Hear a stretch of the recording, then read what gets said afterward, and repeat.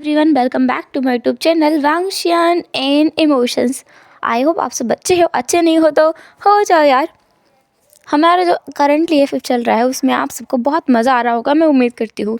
इसमें थोड़े बहुत ट्विस्ट टर्न्स तो हैं, क्योंकि बिना किसी स्पाइसेस के कोई स्टोरी में मज़ा आना मुश्किल है। या तो उसमें कोई फ़न हो या फिर कुछ अलग हो। सिंपल स्टोरीज़ आपको पसंद नहीं आती हैं, क्योंकि हमें हमेशा कुछ ना कुछ तड़कता भड़कता जलता हुआ पसंद होता है। तो मैं इस स्टोरी के ज़रिए आपको वही दिखाऊंगी। पर ठीक है, हम आगे बढ़ते हैं। वैसे मैंने आपसे कहा था इस स्टोरी में कोई खोया हुआ है और वो अपने आप को ढूंढने की कोशिश में है और वो खुद को ढूंढ लेगा। शायद उस इंसान की एंट्री की बारी आ गई है। शायद वो इंसान आपको अगले नेक्स्ट एपिसोड तक पता चल जाए कि कौन है। चलिए फिर आज के सफ़र की शुरुआत करते हैं। विंग कार में डरा हुआ बैठा हुआ है। कार बहुत तेज़ी से चल रही है और उसकी हिम्मत नहीं है कि कुछ भी बोल सके, क्योंकि वो डरा हुआ भी है। लेकिन मन में उसके लड्डू फूट रहे हैं। उसे बहुत खुशी है। ये इंसान उसे देखने के लिए तो आया।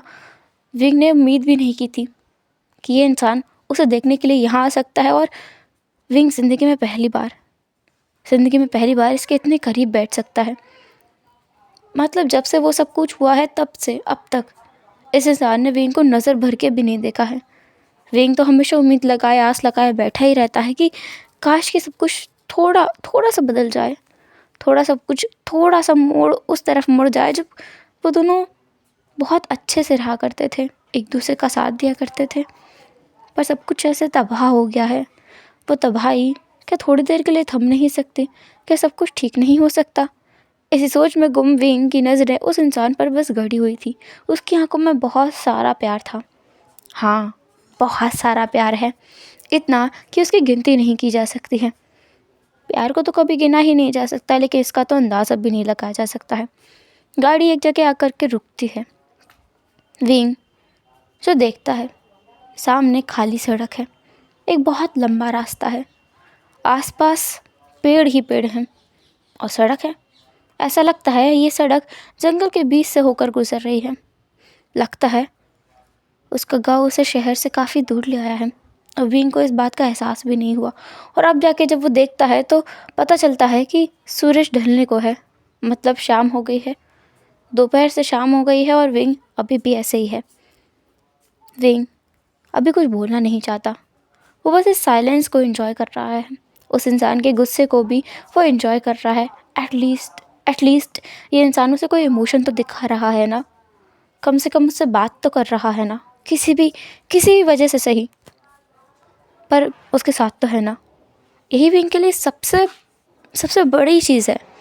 उस साइलेंस को यूं ही बरकरार रखते हुए सामने वाला इंसान अपना फ़ोन निकालता है और विंग के फ़ोन में एक मैसेज करता है और उसे अपना फ़ोन दिखाते हुए इशारा करता है कि विंग अपने फ़ोन में देखे क्या कर उसने भेजा क्या है। विंग अपना फ़ोन निकालता है तो उसमें कुछ तस्वीरें थीं। ये तस्वीरें उसके अपार्टमेंट की हैं। उसके अपार्टमेंट का बदला हुआ हाल शायद इस इंसान ने देख लिया है। विंग गल्प करता है और पसीने की हालत में ही उस इंसान की तरफ देखते हुए कहता है, वो वो संग। वो इंसान अपनी आंखें बड़ी करके और गुस्से की हालत में विंग के शब्दों को रिपीट करता है। और विंग फिर एक बार अपनी जगह पे बुत बन गया था। फिर विंग थोड़ी देर चुप रहता है, क्योंकि उस इंसान की वो आग में झुलती हुई आंखें विंग की तरफ ही थीं। कुछ देर चुप रहने के बाद विंग हिम्मत जुटाकर कहता है, मिस्टर लैन ने ये सब कुछ किया। उन्होंने कहा कि वो सब सामान इस्तेमाल करने के लिए ठीक नहीं है, तो उन्होंने बदल कर ये सामान दे दिया। मैं मना नहीं कर पाया, क्योंकि उन्होंने कहा वो मेरे साथ वहीं रहेंगे। उन्होंने मेरा स्कूल फी भी भरा है। मैं लान स्कूल में हूँ अभी, और उनका कहना है कि वो मेरा खर्चा उठाएंगे। क्यों उठाएगा वो तुम्हारा खर्चा? उन्होंने उन्होंने कहा कि जब मैं काबिल हो जाऊंगा तो मैं उन्हें पैसे वापस कर सकता हूँ। अगर मैं अभी जितने चाहे उतने पैसे ले सकता हूँ, लेकिन बाद में मैं उन्हें इंटरेस्ट रेट के साथ लौटा सकता हूँ। तो मैं बस उधार ले रहा हूँ, मैं पैसे नहीं ले रहा हूँ, मैं कभी किसी से पैसे नहीं लेता। वो इंसान तो चुप था, लेकिन उसके एक्सप्रेशंस और भी ज़्यादा क्रीपी हो गए थे। विंग तो और भी ज़्यादा डर गया। पर हाँ, जो भी है, उसे अभी भी अपने मन में खुशी हो रही है। इस इंसान को उसके कुछ भी करने से फ़र्क तो पड़ता है ना। वो इंसान जो विंग के साथ है, वो विंग की कार को फिर एक बार मोड़ देता है और उसे लेकर अपने अपार्टमेंट जाता है। लगभग 4 घंटे का सफ़र उसने बिता दिया था कार में बैठे बैठे। विंग अपने अपार्टमेंट नहीं गया था, बल्कि वो एक अनजान जगह आया था, जो कि बहुत लग्जरियस जगह है।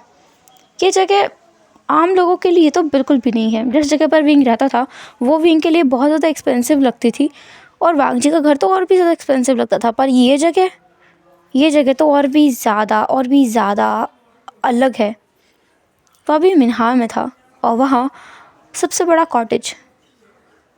जो कॉटेज था ना, वो उस इंसान का था, जहाँ पर विंग को वो लेकर जाता है, और बस लेकर जा कर के और वो अपने कमरे की तरफ चला जाता है, लिविंग रूम में उसे छोड़कर। वहाँ पर उसके सर्वेंट्स थे, जो खुद भी डरे हुए थे। पर जैसे वो इंसान जाता है, वो डरते हुए विंग के पास आके पूछते हैं, यंग मास्टर, आप कौन हैं? विंग कहता है, मैं मैं मैं वो इसका ख्याल रखना, कोई परेशानी नहीं होनी चाहिए। ऊपर से आवाज़ आती है, और फिर एक बार वो शख्स अंदर चला जाता है। अब बुक को मिल चुका है, तो कोई भी इस बात के खिलाफ कुछ नहीं कहेगा, और उनके लिए ज़रूरी नहीं है कि वो ये जाने कि ये जो सामने यंग लड़का खड़ा है, ये है कौन। बिल्कुल भी नहीं, इसकी ज़रूरत उन्हें है ही नहीं। ज़रूरत है तो सिर्फ इस बात की कि बस उसे इसका ख्याल रखना है। तो वो विंग को उसका एक अच्छा सा रूम दिखा देते हैं, जिस रूम को आज ही उस इंसान ने शायद डेकोर करवाया था। वो रूम काफ़ी ज़्यादा स्वीट एंड क्यूट था। एकदम रेड कलर में डेकोर था, पूरा रेड कलर से, पिलोज़, कर्टन्स एंड जो भी चीज़ हो सकती थी, वो सब कुछ रेड कलर में है। रेड फ्लावर्स भी वहाँ पर हैं, जो कि विंग को सच में बहुत पसंद है। रेड रोजेस, जो कि उसके फेवरेट हैं,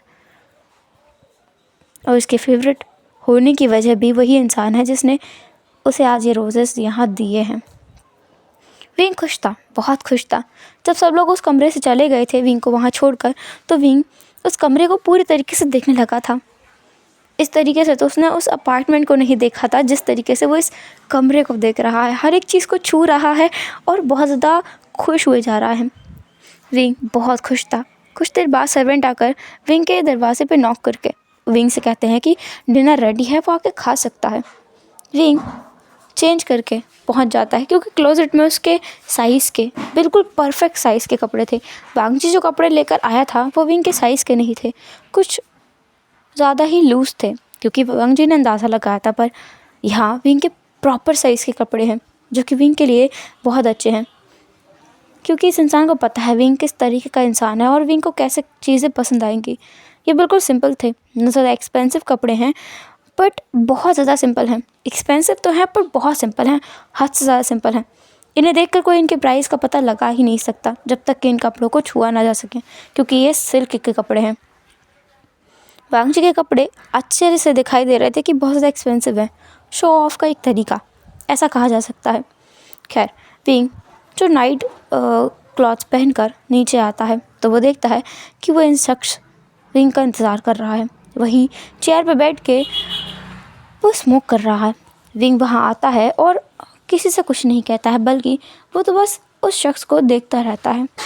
वो शख्स विंग की तरफ घूर कर देखता है, और विंग एक बड़ी स्माइल के साथ उस इंसान के पास जाके उसका सिगरेट ले लेता है और कहता है, सिगरेट बहुत बुरी चीज़ होती है, नहीं पीनी चाहिए। अगर सिगरेट पीना भी है तो बहुत कम पीना चाहिए। जब लगे कि कंट्रोल से बाहर है, नहीं तो नहीं पीना चाहिए।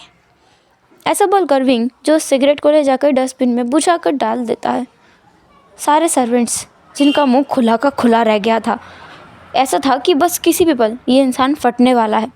पर उन सबको हैरान करते हुए वो इंसान विंग को बस बैठने का इशारा करता है और विंग अपनी चेयर पे जाके बहुत ही ऐसे जैसे बच्चे नहीं होते हैं वैसे बैठ जाता है। वो शख्स विंग के लिए खाना अपने हाथों से निकाल के देता है। विंग को तो बहुत अच्छा लग रहा था, इतना कि वो बता ही नहीं सकता। वो पूरा डिनर फिनिश करता है। जब भी उसे वांगजी कहता था एक्स्ट्रा खाने के लिए तो वो नहीं खाता था, शुयांग कहता था नहीं खाता था, और शुशे कहता था तब भी विंग कभी भी एक्स्ट्रा फूड नहीं खाता था। लेकिन आज इस इंसान के ज़्यादा खाना रख देने की वजह से वो सारा खाना फिनिश करता है, जबकि उसके अंदर हिम्मत नहीं होती है कि वो और खा सके, लेकिन फिर भी वो पूरा खाना फिनिश करता है। And in the end night के टाइम पे विंग अपने रूम में जाकर के बेड को एकदम हग कर लेता है। पूरे बेड पे वो इधर उधर लौटने लगता है, घूमने लगता है, क्योंकि ये जो चीज़ है ना उसे बहुत बहुत बहुत अच्छी लग रही है। सबसे अच्छा मोमेंट है उसकी ज़िंदगी का ये, एक ऐसा पल जिसे जीने के बारे में उसने हज़ारों बार सोचा होगा। जो ज़िंदगी वो अब तक जीता हुआ रहा था उसके बारे में सच में उसने सपने में नहीं सोचा था, लेकिन जो अभी हुआ उसके बारे में उसने न जाने कितनी बार अपने सपने में सोचा होगा, क्योंकि बस एक बार ये शख्स उसकी तरफ आँख उठा के देख ले या फिर उससे थोड़ी बहुत बातें ही कर ले। पर ऐसा नहीं हुआ। पर विंग जानता है ये इंसान उसकी बहुत केयर करता है। तभी तो पिछली बार जब वो बेहोश हो गया था सड़क किनारे, तो उसे वहाँ से हॉस्पिटल ले जाने वाला यही एक इंसान था। इसके अलावा उसका इतना अच्छा ख्याल रखने वाला भी यही एक इंसान था। पूरे 15 दिन तक उसके पास बैठने वाला यही इंसान था। उसे अपार्टमेंट देने वाला भी यही इंसान था। हर एक चीज़ करने वाला यही इंसान है। आज तक विंग जिंदा है, इसकी वजह भी यही एक इंसान है। खैर, आगे बढ़ते हैं। नेक्स्ट डे मॉर्निंग में जब विंग की आंखें खुलती हैं तो उसे महसूस होता है कि कोई उसके बालों को सहलाने की कोशिश कर रहा है। जैसे विंग की आंखें खुलती हैं, विंग देखता है कि वो शख्स जिसके हाथ शायद उसे अभी अपने बालों में महसूस हुए, वो सीधे दरवाजे के पास जाकर दरवाजे से बाहर निकल चुका है। विंग ये नज़ारा देखता है तो स्माइल करता है। ये इंसान सच में इतना बेवकूफ़ क्यों है? अगर इसके मन में कुछ है तो ये विंग को बताता क्यों नहीं है? पर विंग भी समझता है ये पॉसिबल ही नहीं है। तो जितना भी पास हैं उतना ही ठीक है, और ये कुछ ही दिनों की बात है। बहुत जल्द विंग अपनी पुरानी ज़िंदगी में लौटने वाला है। विंग को अंदाज़ा है इस चीज़ का, इसलिए विंग जो भी उठता है, उठने के बाद वो अपना फ़ोन ढूंढने की कोशिश करता है और फ़ोन उसे बिस्तर के बिल्कुल नीचे मिलता है। विंग अपना फ़ोन उठाकर देखता है तो वो शॉक हो जाता है, क्योंकि उस फ़ोन में लगभग 500 मिस कॉल्स और 1500 मैसेजेस थे। पहले सारे मिस कॉल्स चेक करता है, जिसमें से 100 मिस कॉल्स किए थे शुशे ने, बाकी 50 मिस कॉल्स शुयांग के थे, और बाकी सारे मिस कॉल्स वांग जी ने किए थे। वांग जी इतना डर गया था जितना विंग सोच भी नहीं सकता है। और 1500 मैसेजेस में से 200 मैसेज शुशे के थे, 300 मैसेज शुयांग के थे, और बाकी के 1000 मैसेजेस वांग जी के थे, जिसमें पता नहीं वो क्या क्या पूछ रहा था, क्या क्या बोले जा रहा था, और विंग से जवाब की उम्मीद कर रहा था। तो विंग सबसे पहले शुशे को रिप्लाई करता है। वो उसके रिप्लाई में लिखता है I am okay, and then बाद में वो शुयांग को लिखता है आई एम फाइन। फिर बाद में वांग जी के मैसेज को उठाता है, जिसमें वो लिखता है मैं बिल्कुल ठीक हूँ, सही सलामत हूँ, और मैं कुछ दिन के लिए घर वापस नहीं आऊँगा। ऐसा लिखकर उसने भेज दिया था। अब बारी थी कॉल आने की। सबसे पहला कॉल शुशे का ही आता है, जैसे कि वो तो इंतज़ार कर रहा हो विंग के मैसेजेस का आने का। जैसे ही शुशे का फ़ोन आता है विंग उठा लेता है, और विंग जिससे पहले कुछ बोल पाता उससे पहले शुशे सवालों की बरसात कर देता है। कहाँ हो तुम, कैसे हो, कहाँ गए थे तुम, किसके साथ हो, अकेले कहाँ पहुँच गए तुम, पूरी रात से गायब हो, हम पता तुम्हें कहाँ कहाँ ढूंढ रहे थे, तुम्हें मैंने कितने मैसेज किए होंगे, विंग तुम कल गायब थे, जब से वांग जी ने मुझसे कहा है ना कि तुम गायब हो गए हो, तुम्हें कुछ दिन किडनैप कर लिया, हम लोगों ने पुलिस में भी तक कंप्लीट कर दी है। विंग कहता है रुक जाओ शुशे, रुक जाओ, पुलिस में कंप्लेंट क्यों की है, मैं तो ठीक हूँ, मैं मेरे, तुम कहाँ हो, वही तो मैं पूछा हूँ, तुम कहाँ, तुम्हारे क्या, वो मैं मेरे किसी मैं हूँ कहीं मत, पर मैं बिल्कुल ठीक हूँ, तुम चिंता मत करो। हाँ, तुम वांगजी सर को और श्रेयांक सर को भी बता देना कि मैं बिल्कुल ठीक हूँ, उन्हें ज़्यादा चिंता करने की बिल्कुल भी ज़रूरत नहीं है। अभी मैं रखता हूँ ना, मुझे जाना है, बहुत इम्पोर्टेंट काम है। विंग ऐसा बोलकर अपना फ़ोन साइड में रख देता है और उठ करके फ्रेश अप होकर के सीधे ब्रेकफास्ट टेबल पर मिलता है, जहाँ पर पहले से ही वो शख्स विंग का इंतज़ार कर रहा था। विंग उसके पास जाके और बहुत ही साइलेंट वे में बैठ जाता है। उसके बाद विंग जो अब अपना ब्रेकफास्ट करता है, उनका ब्रेकफास्ट हो जाने के बाद में वो इंसान विंग को एक बार घूर कर देखता है और वहाँ से चला जाता है। विंग अब उस घर को बहुत ही अच्छे तरीके से देखने लगता है। विंग को यहाँ आने की इतनी ज़्यादा एक्साइटमेंट है कि वो बता नहीं सकता। पूरे घर को वो इधर उधर घूम घूम कर देख रहा था, हर एक चीज़ को हल्का सा छू रहा था, पर वो ज़्यादा करीब नहीं जा रहा था, ऐसा उसे डर हो कि ये चीज़ टूट ना जाए। विंग गार्डन एरिया में जाता है। गार्डन में जाके उसे बहुत ज़्यादा खुशी मिलती है, क्योंकि गार्डन में उसे वो चीज़ मिलती है जिसके बारे में वो सोच रहा था कि अब कभी वो इस चीज़ से नहीं मिल पाएगा। विंग का रैबिट जो वहीं पर था, जिसका नाम विंग ने बहुत ज़्यादा क्यूट तरीके से रखा था, क्यूटी पाए। रैबिट का नाम विंग ने क्यूटी पाए रखा है, तो विंग उसे पाए पाए कह के बुला रहा था और वो रैबिट तुरंत विंग के पास आ गया था। विंग का वो रैबिट वाइट एंड मिक्स दोनों कलर का था, जिसके बड़े बड़े दांत थे और अब तो वो काफ़ी ज़्यादा मोटा हो गया था। जितना वो विंग के पास रह के छोटा दुबलू पतलू सा लगता था ना, जिससे विंग ने उसे क्यूटी पाए नाम दिया था, अब ये क्यूटी पाए नहीं बोल्डी पाए हो गया है, काफ़ी ज़्यादा तंदुरुस्त। विंग उस रैबिट को अपनी गोद में बिठा के कहता है, तुम तो बहुत ज़्यादा भारी हो गए हो, तुम्हें बहुत वजन बढ़ गया है, तुम यहाँ पे बहुत सा खाना खाते हो ना, तुम्हारा बहुत अच्छे से ख्याल रखा जाता होगा, तुम्हें यहाँ कोई नहीं डांटता होगा ना, तुम्हें यहाँ कोई नहीं मारता होगा ना। मुझे पता है, वो बहुत अच्छे हैं, हमेशा हर किसी से प्यार करते हैं, बस दिखाते नहीं हैं। देखो तुमसे भी कितना प्यार किया है ना, तुम्हारे चेहरे से नज़र आता है कि वो इंसान कितने अच्छे हैं, पर पता नहीं क्यों वो हमेशा खड़ूस बन के घूमते रहते हैं। पर ठीक है, वो ऐसे भी बहुत अच्छे हैं, खड़ूस बन के भी अच्छे लगते हैं। विंग जो इसी सब में लगा रहता है, वो उस जगह पर लगभग अगले 7 दिन के लिए था, और अगले 7 दिन तक विंग वहाँ से बाहर नहीं गया। उस घर में घूमता, अपने रैबिट से बात करता, सर्वेंट से भी थोड़ी बहुत बातें करता, और खाना खाता, सोता, गेम्स खेलता। गेम्स खेलना उसका फेवरेट काम बन गया था। यहाँ पे गेम्स बहुत सारे हैं जो कि सर्वेंट ने ला के विंग को दिए थे। विंग जब पूरे दिन पहले दिन रैबिट से बातें करता रहा था ना, तो इसके बाद सर्वेंट्स को शायद डांट पड़ी थी, इसलिए सर्वेंट्स ने उसे वो गेम खेलना बताया था, जिसमें जो वहाँ का यंग सर्वेंट था, वो और विंग दोनों मिलकर काफ़ी सारे देर तक गेम्स खेलते रहते थे, बहुत ज़्यादा मस्ती किया करते थे।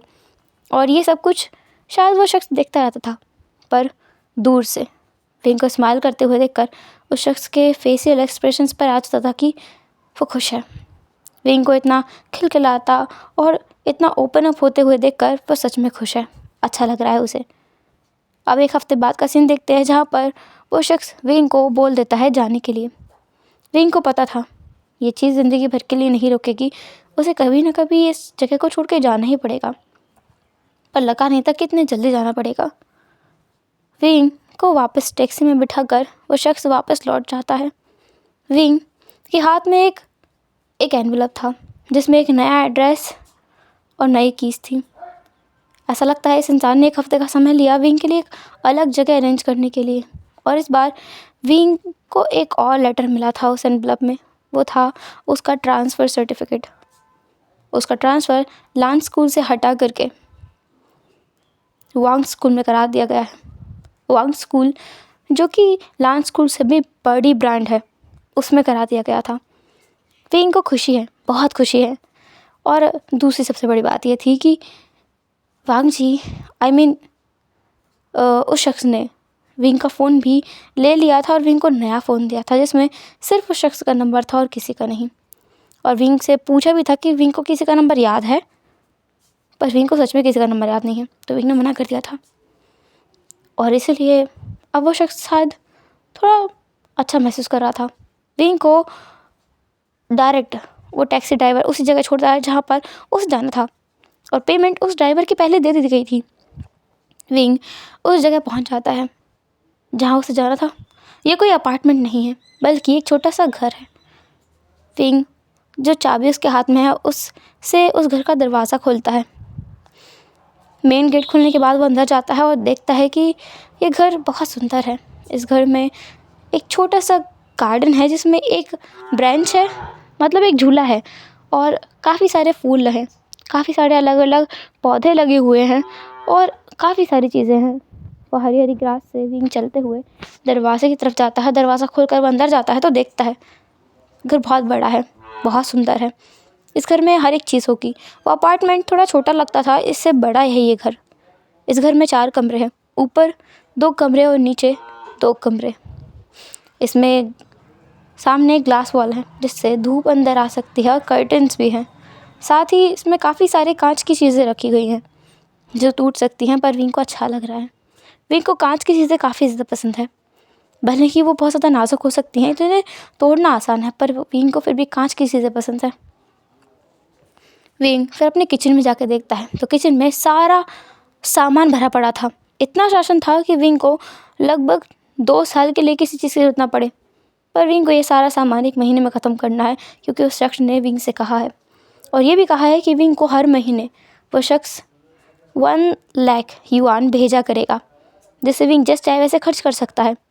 और विंग के लिए एक मिनी कार, मतलब ज़्यादा मिनी कार नहीं, एक कार पर विंग के लायक उसी घर के पार्किंग लॉट में रखी हुई है, जिसे चलाने का तरीका उसे सिखाने के लिए दूसरे ही दिन एक ट्रेनर ज़रूर आएगा, जिससे विंग को वो ट्रेनिंग मिल जाएगी जिससे वो कार चलाना सीख जाए।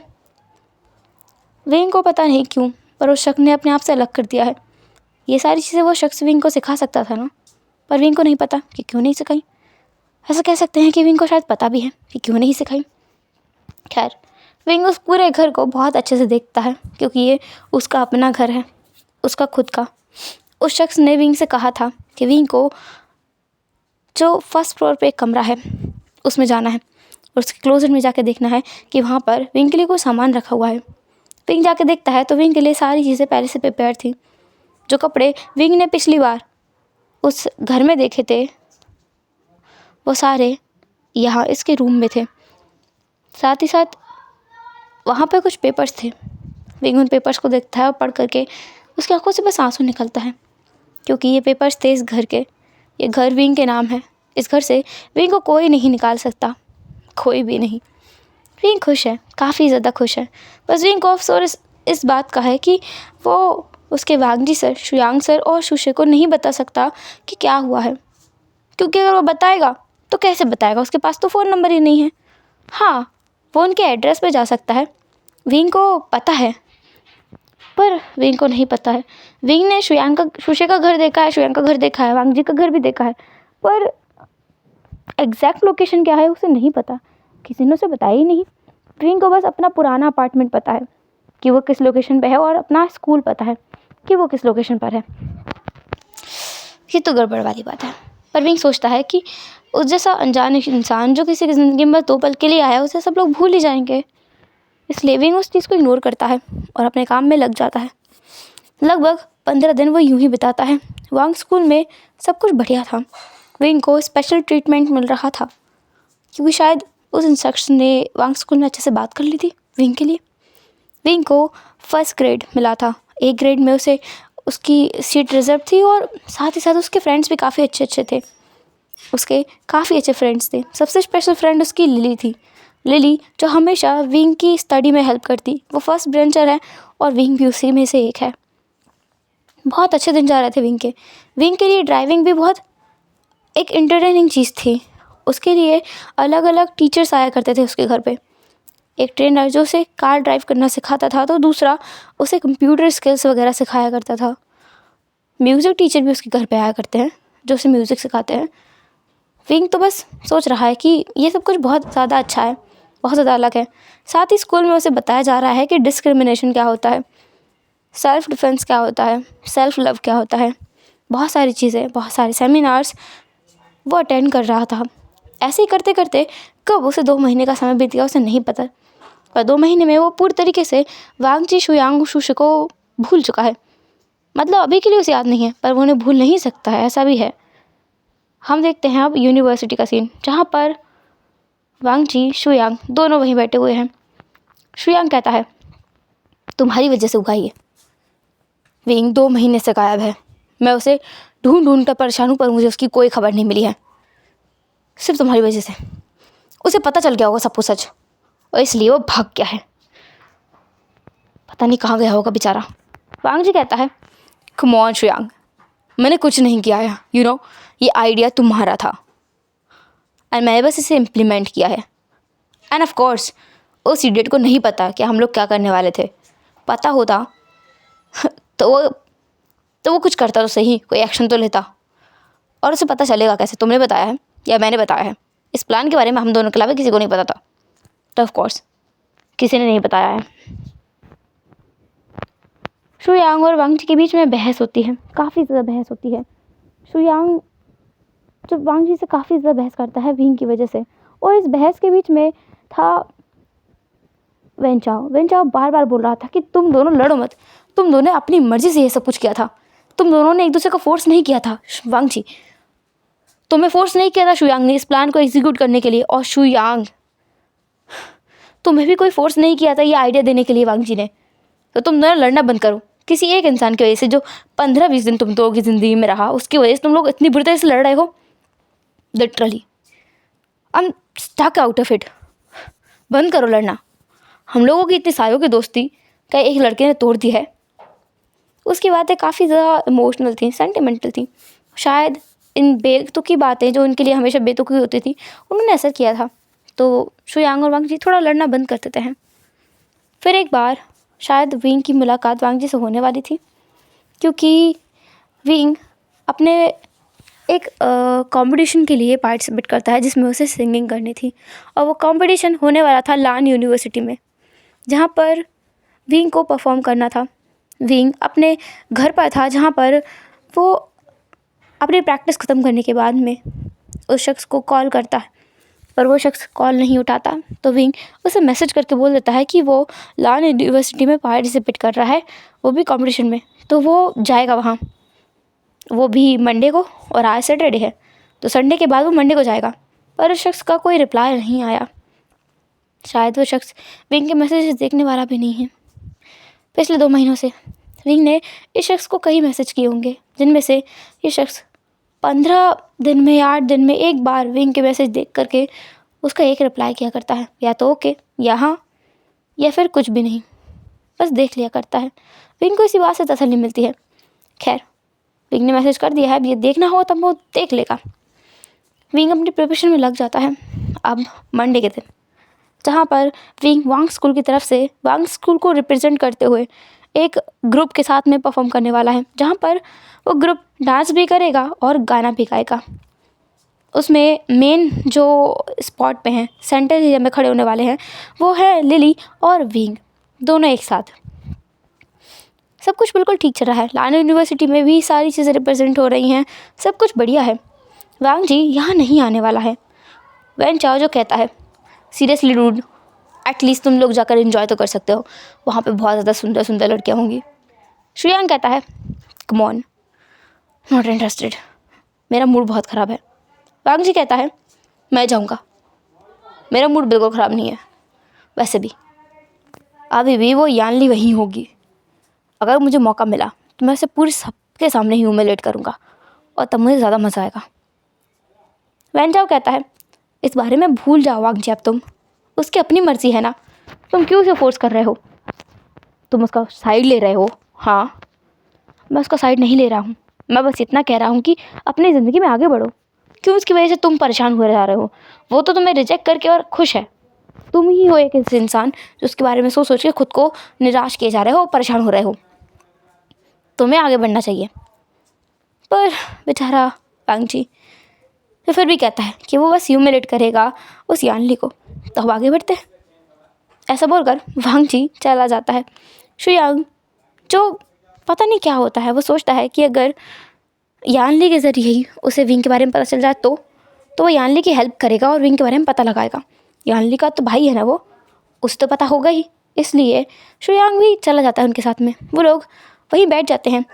यानली जो हमेशा एक अच्छी बच्ची रही है, तो वो फर्स्ट सीट में थी और वो एक वॉलंटियर का काम भी कर रही थी, सब चीज़ों को मैनेज कर रही थी, सब चीज़ें सही जा रही थी तब तक, जब तक कि यानली को वांग जी का सामना ना करना पड़ा। वांग जी की सीट पर आकर जैसे ही वो उन्हें मैनर्स सिखाने वाली थी, क्योंकि वांग जी ने अपने जूते दूसरी सीट पर रख रखे थे और ये यानली का काम था कि सबको ठीक से बैठने के लिए कहे। यानली थोड़ा हेजिटेट करती है, लेकिन फिर वो ऐसा रिप्रेजेंटेटिव, ऐसा वॉलंटियर कहती है, एक्सक्यूज़ मी वांग जी, तुम्हें अपने पैर हटाने होंगे, वो ये अलाउ नहीं है। वांग जी घूर कर देखता है यानली को। शुयांग तुरंत उठ के आके वो और वांग जी के पैर को नीचे करते हुए बोलता है, ठीक है ना। यानली कहती है, हाँ ठीक है, थैंक्स। ऐसा बोलकर यानली तो वहाँ से निकल जाती है। ये अजीब था, शुयांग उसकी मदद क्यों करेगा, पर खैर कर दी तो ठीक है। वांग जी पूछता है, व्हाट द हेल।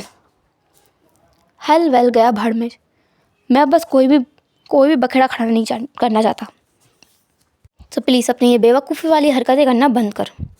ऐसा बोलकर वो तो वहीं बैठ जाता है। सारे परफॉर्मेंस हो रहे थे, काफ़ी सारी लड़कियां डांस कर रही थी, सिंगिंग कर रही थी, बहुत कुछ हो रहा था। लास्टली बारी आती है वांग स्कूल की, तो वो लोग बोलते हैं, अब बारी है वांग स्कूल की। वांग स्कूल से बहुत ही यंगस्टर लोग आए हैं। हमारी यूनिवर्सिटी में पहली बार ऐसा हो रहा है कि किसी स्कूल से किसी ने पार्टिसिपेट किया हो। हमेशा colleges, universities and NGOs he participate किया करते हैं, पर ये बहुत रेयर है कि किसी स्कूल ने आके हमारे यहाँ पे अपने आप को नॉमिनेट किया हो। बहुत डिफरेंट चीज़ है। और जो यंगस्टर हमारे बीच हैं, जो यंग कलाकार हमारे बीच में है, आर्टिस्ट हमारे बीच में है, वो सबसे ज़्यादा यूनिक है। उनकी आवाज़ मेलोडियस है, किसी को भी मदहोश करने वाली है, और उनका डांस बहुत ज़्यादा कैप्टिवेटिंग है। किसी की भी आँखें उनसे हटेंगी नहीं, इतना ज़्यादा कैप्टिवेटिंग है। तो इसी के लिए हम बुलाना चाहेंगे। वांग जी उठकर जाने लगा था और शुयांग उसे देखने के लिए जा रहा था। दोनों काफ़ी दूर निकल आए थे, पर उन्हें वो नाम सुनाई देता है, वी ग्रुप, प्लीज़ वेलकम। ये नाम कुछ सुना सुना था, पर वांग जी नहीं रुकता, तो शुयांग भी नहीं रुकता। दोनों वहाँ से चले जाते हैं। वो दोनों आकर गार्डन में बैठ चुके थे। उन्हें बहुत हल्की हल्की आवाज़ आ रही थी, जहाँ से उन्हें एक लड़के की बहुत ही स्वीट सी वॉइस सुनाई दे रही थी, पर दोनों उठकर नहीं जाना चाहते, जो भी है नहीं सुनना है। फिर उन्हें वो गाना सुनाई देता है। पता नहीं शुयांग को क्या होता है। शुयांग कहता है, बैठा रह तू, मैं तो जा रहा हूँ। शुयांग वहाँ से सीधा चला जाता है। वांग जी, जिसे बहुत ज़्यादा गुस्सा आ रहा था, वांग जी का फ़ोन रिंग करता है और वांग जी जैसे ही फ़ोन उठाता है, उसे वो आवाज़ सुनाई देती है। वो आवाज़ जिसे शायद वो कभी नहीं भूल सकता। जैसे ही वो आवाज़ वांग जी को सुनाई देती है, वांग जी भागते हुए उसी एरिया में जाता है जहाँ पे वो कंपटीशन अरेंज हुआ था, और वहाँ जाकर वो सामने नज़ारा देखता है विंग का। विंग जो वहाँ बहुत ही स्मूथली डांस कर रहा है, साथ में गाना गा रहा है। विंग जो बहुत ज़्यादा स्किनी हुआ करता था, उसने थोड़े बहुत मसल्स गेन किए हैं, इसकी वजह से वो थोड़ा मैस्कुलर लग रहा था। विंग जैसे अपनी पॉकेट में हाथ डालते हुए, अपने वेस्ट को एकदम राउंड शेप में घुमाते हुए अपने हाथों को मूव करता है और फेस को अपनी तरफ खींचता है, और खींचने के साथ जो वो उसे फ्लिप करता है, उछालता है, और फिर उसके साथ डांस करता है। वो डांस मूव, वो गाना, वो सब कुछ, हर एक चीज़ बहुत ज़्यादा सेंसिटिव थी, बहुत ज़्यादा अट्रैक्टिव थी। वहाँ वांग जी था जिसकी आँखें विंग पर गड़ गई थी, अड़ गई थी और टिक गई थी। शुयांग था जिसका मुंह खुला हुआ था, आँखें एकदम बड़ी बड़ी, और वो बस विंग को देखे जा रहा था। ये दो शख्स नहीं थे जिनकी आँखें विंग पर गड़ी हुई थी, दो और लोग भी थे। यानली, जो अपना मुंह खोलकर और हैरानी में अनबिलीवेबल एक्सप्रेशंस के साथ में विंग को देख रही थी, क्योंकि ये उसने विंग से कभी नहीं सोचा था कि विंग ऐसा कुछ भी कर सकता है। इतना कॉन्फिडेंस विंग के अंदर आया कहाँ से कि वो स्टेज पे जाके परफॉर्म कर रहा है, सिंगिंग कर रहा है। दूसरी तरफ एक और शख्स, ये वही शख्स है जिसे हम हर बार विंग के आसपास देखते हैं, जिसे देखते ही विंग के चेहरे पर एक अलग ही ग्लो आ जाता है। ये वही शख्स है, वही एक शख्स जो विंग को बहुत ही सॉफ्ट नज़रों के साथ देख रहा है। उसके मन में कोई भी गलत ख्याल नहीं है ना वो हैरान है ना परेशान है, बस बहुत ही सॉफ्ट एक्सप्रेशंस के साथ में वो इस विंग को देख रहा है। बहुत बहुत क्यूट है विंग, बहुत प्यारा है, और विंग को वो बस छुपा लेना चाहता है किसी की नज़र से हटाकर। विंग का परफॉर्मेंस कंप्लीट होता है और देन उसके टीचर्स आकर विंग को साइड में ले जाते हैं। वांगजी विंग से मिलने के लिए जाता है, लेकिन उसके टीचर्स अलाउ नहीं करते, किसी को भी अलाउ नहीं करते हैं कि वो उन बच्चों से किसी को भी मिलने दिया जाए। ये उनकी प्राइवेसी का सवाल है। अब बस वेट किया जा सकता है कि विंग कब बाहर आएगा। पूरा फंक्शन एंड होता है और फंक्शन के एंड में अनाउंस किए जाते हैं विनर्स। थर्ड रैंक ऑब्वियसली जिन कॉलेज की थी, जिन्स का भी एक कॉलेज है, और सेकंड रैंक थी लान कॉलेज की, लान यूनिवर्सिटी की। फर्स्ट रैंक पर वांग स्कूल था। वांग स्कूल जिसके लिए विंग और फेई दोनों साथ में अपने ग्रुप के साथ रिप्रेजेंटेटिव बन के आए थे। तो दोनों उस अवार्ड को अपने हाथ में लेते हैं और ऊपर उठाते हैं और साथ में ही थैंक यू बोलते हैं हर किसी को। थैंक यू की स्पीच फेई ने दी थी, जो कि बहुत एलिगेंट वे में उसने हर एक शब्द का प्रयोग करते हुए बहुत अच्छे तरीके से अपने एक्सप्रेशंस को एक्सप्रेस किया था। पूरी टीम के जितने इमोशंस थे ना उसने बता दिए थे, स्पेशली विंग के। उसने कहा था कि एक ऐसा शख्स जो कभी उठने के बारे में सोच नहीं सकता, वो कैसे अचानक स्टेज पे आके गाने लगता है, और गाता ही नहीं बल्कि फर्स्ट प्राइज़ विन करता है। ये फीलिंग एकदम अलग है जो कोई इमेजिन भी नहीं कर सकता है। एक शख्स जो अपनी ज़िंदगी के बारे में बिल्कुल भी नहीं सोचता, वो कैसे अचानक से इतना ज़्यादा कॉन्फिडेंट हो जाता है, वो नहीं सोच सकता है। उसे इतना कॉन्फिडेंट बनाया किसने, कैसे बना वो? ये लड़ना आसान नहीं था। ये लड़ाई बहुत मुश्किल थी और बहुत मुश्किलों से हमने लड़ी है। इन मुश्किलों से लड़ने के बाद हम इतने ऊपर आए हैं। कहते हैं ना, हर किसी को अपने लिए खुद ही लड़ना पड़ता है। हमने अपने लिए खुद लड़ाई की है, अपने आप से लड़ाई की है। कई लोगों ने रात भर बारिश में भीग कर लड़ाई की है, बुखार से लड़ाई की है, भूख से लड़ाई की है, किसी की डांट से तो किसी के मार से, किसी के तानों से तो किसी के मार डालने वाली धमकियों से, नज़रों से, लापरवाह शब्दों से, न जाने किस किस चीज़ों से हमने लड़ाई की है। और लड़ने के बाद आज हम यहाँ हैं इस मुकाम पर। वो कहते हैं ना, भगवान उसी की मदद करता है जो खुद की मदद करना चाहता होता है। सबसे बड़ी मदद तो यही है कि आप ज़िंदा रहें, और दूसरी बड़ी बात कि आप अच्छे से ज़िंदा रहें, टाइम काटे नहीं, समय को जिएं। उसकी स्पीच बहुत ज़्यादा अच्छी थी, जैसे सब लोगों ने सुना। वो शख्स जो विंग को इतने टाइम से दिख रहा था, उसने वो सारी लाइनें सुनी हैं और उसे पता है ये स्पीच विंग के लिए है, सिर्फ और सिर्फ विंग के लिए है। ये बातें जो अभी फेई ने कही, इसकी 80% लाइन विंग ने ही लिखी होंगी। विंग के हाथ में वो ट्रॉफ़ी थी और विंग भी उस शख्स के ऊपर देख रहा था। वांग जी और शुयांग अब थोड़े अलर्ट हो गए थे। विंग की आंखें उन पर नहीं हैं, तो विंग देख किसे रहा है? उन दोनों की आंखें उस तरफ जाती उससे पहले ही वो शख्स उठकर खड़ा हो चुका था, और जैसे ही उस शख्स को वो लोग देखते हैं, वो लोग हैरान थे, बहुत ज़्यादा हैरान थे, क्योंकि ये इनका जन्मोजात से दुश्मन बना बैठा है। इस शख्स से वो दिल से इतनी नफ़रत करते हैं कि बस कुछ कह ही नहीं सकते। इस शख्स से इतनी नफ़रत है कि बस कुछ नहीं कहा जा सकता। खैर, इसे इग्नोर करते हुए जैसे ही वो विंग की तरफ देखते हैं, विंग वहाँ नहीं था। विंग की टीम वहाँ से जा चुकी है। पर शुयांग और वांग जी को इतना पता है कि अब विंग वांग स्कूल में है, लान स्कूल में नहीं। तो वो लोग वहाँ ज़रूर जा सकते हैं और विंग से मिलने की कोशिश कर सकते हैं। इसी बात की उम्मीद के साथ में वो दोनों वहाँ से निकल रहे थे। हम देखते हैं शुयांग और वांग जी का सीन, जो कि अपनी यूनिवर्सिटी के टेरेस पर है, जहाँ पर शुयांग कहता है, वांग जी, मैं तुमसे कह रहा हूँ, तुम्हें विंग से दूर रहना चाहिए। तुम्हारी शर्त गई तेल लेने, तुम्हारा रिवेंज प्लान मुझे मतलब नहीं है इससे, पर मैं विंग के लिए जनरली केयर करता हूँ, इसलिए मैं बिल्कुल नहीं चाहता कि तुम विंग के साथ कुछ भी गलत करो। वांग जी कहता है, मेरा रिवेंज प्लान अभी पूरा नहीं हुआ है, और भूलो मत शुयांग, ये प्लान तुम्हारा था। तुमने ही मुझे वो डैम आइडिया दिया था कि मुझे यानली से बदला लेने के लिए उसके भाई को टारगेट करना चाहिए, उसके भाई को अपने प्यार के जाल में फंसाना चाहिए और फिर उसका दिल टुकड़ों में तोड़ देना चाहिए। और इसी डैम आइडिया की वजह से मैं उसे उस स्कूल से, उस घटिया चीप स्कूल से जिसमें मैं कभी कदम भी नहीं रखता, जिसमें इतनी गंदी बदबू आ रही थी, वहाँ से उस सड़े बुसे इंसान को उठा के लेके आया था, जिसके कपड़ों से भी मुझे घिन आ रही थी। उसे इतना बदल कर मैंने इतने ऊपर पहुँचाया। तो तुम्हें क्या लगता है मैं अपने प्लान को इतने आसानी से आधे में छोड़ दूँगा? वांग जी असल में विंग को छोड़ना नहीं चाहता, लेकिन वो ये एडमिट नहीं करेगा, इसलिए वो अपने रिवेंज का नाम लेता है। शुयांग कहता है तुम्हें रिवेंज के लिए वो चाहिए, पर मेरे लिए ऐसा नहीं है। तुम्हारे लिए कैसा है? मेरे लिए अलग है। वो शुशे का दोस्त है, मेरे भाई की जान बचाई उसने, तो मेरा उसके ऊपर एक एहसान है। मैं उस एहसान का बदला चुकाने के लिए, सिर्फ वो बदला चुकाने के लिए उसे सेफ देखना चाहता हूँ, और कुछ नहीं। मुझे भी वो इंसान इतना पसंद नहीं है। तुम्हें क्या लगता है सिर्फ तुम ही उसे नफरत करने वाले? मुझे भी उससे नफरत है। शुयांग ने ये कहा तो था, पर वो इस चीज़ को मीन नहीं करता। वो दोनों वहाँ थे ही, लेकिन पता नहीं क्यों उनकी नज़र सामने जाती है, जहाँ पर विंग खड़ा हुआ था अपने शॉकिंग एक्सप्रेशंस के साथ में। उसके हाथ में अभी भी वही एक ट्रॉफी थी, जो शायद वो वांग जी और शुयांग को दिखाने के लिए आया था। पर विंग बोलता है माफ़ कीजिए, मैं गलत समय में आ गया, मैं चलता हूँ। ऐसा बोलकर विंग वहाँ से भागते हुए निकल जाता है। जैसे विंग वहाँ से जाता है, वांग जी और शुयांग उसका पीछा करने लगते हैं, पर विंग कहाँ अचानक गायब हो गया उन्हें नहीं पता।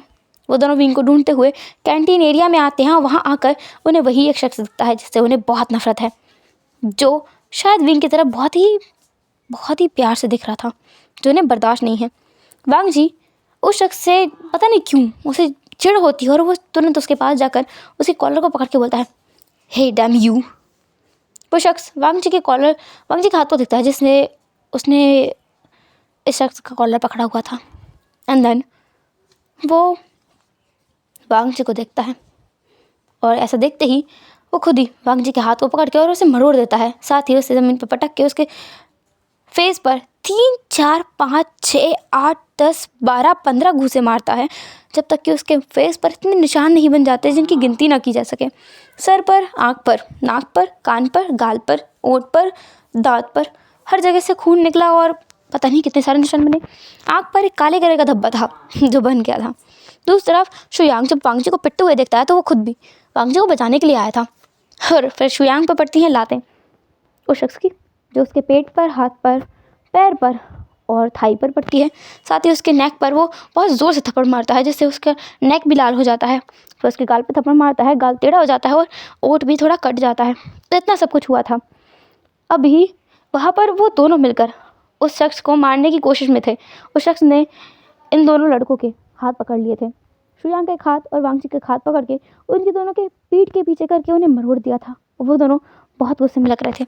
ऐसा लग रहा था कि एक बात छूटे और इस शख्स को वो बहुत जोर से मारेंगे, पर उस शख्स के चेहरे पर कोई एक्सप्रेशन नहीं था। वो अभी भी कूल था, कोल्ड था, कुछ भी नहीं था उसके पास बोलने के लिए और करने के लिए।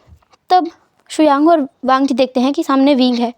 विंग जिसके हाथ में वो ट्रॉफी है और वो सामने से हैरान होकर देख रहा है। विंग कहता है कि क्या हो रहा है ये, आप लोग लड़ रहे हो? हाँ। विंग भागते हुए आता है। वो शख्स वांग जी और शुयांग के हाथ को छोड़ देता है। जैसे ही वो छोड़ता है, वैसे ही वांग जी और शुयांग दोनों नीचे गिरते हैं। वांग जी थोड़ा आगे गिरा था और शुयांग उसके थोड़े पीछे। वांग जी सोचता है विंग पक्का उन्हें इतना मार खाते हुए देखकर गिल्टी फील कर रहा होगा, क्योंकि एटलीस्ट उन दोनों ने विंग की मदद तो की है ना। विंग बहुत अच्छा इंसान है, वांग जी को पता है, तो विंग वांग जी के पास ज़रूर आएगा। सेम शुयांग भी यही सोच रहा था। विंग भागते हुए आता है और पहले वांग जी को क्रॉस करता है, तो वांग जी स्टिफली विंग को दिखता है।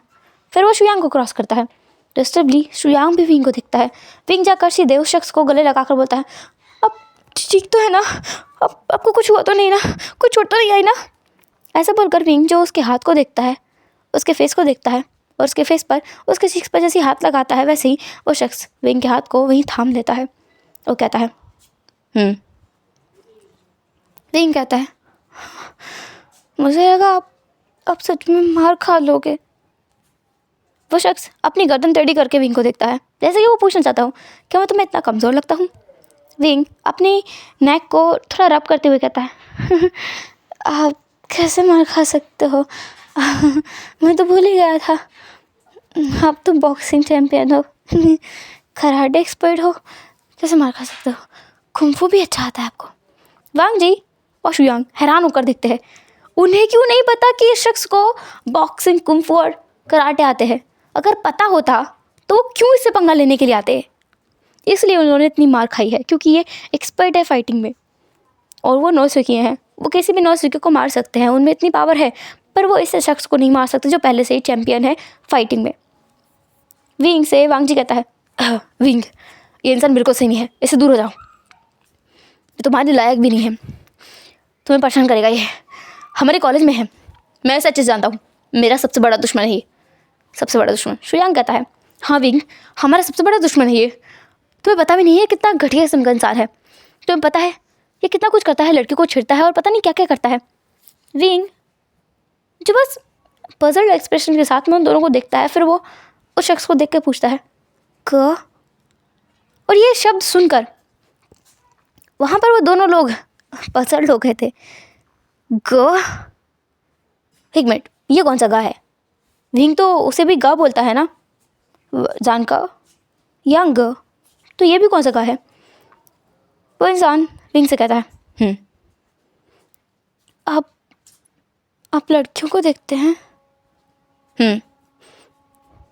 क्या आपको कोई पसंद है?